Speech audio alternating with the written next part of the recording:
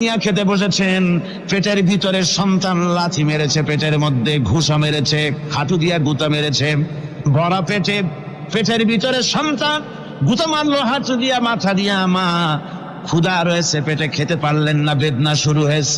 খাবারের থালাটা ঠেলে দিয়ে মা দাঁড়ালেন, বসলেন, চোখের পানি ফেললেন।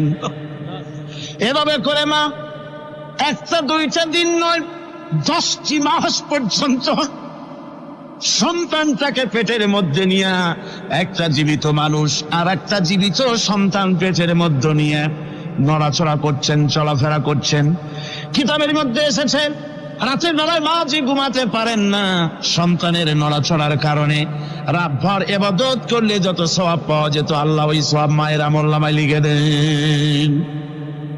সন্তান পেটে থাকার কারণে খেতে পারে না, পেট ভরে ক্ষুধায় কষ্ট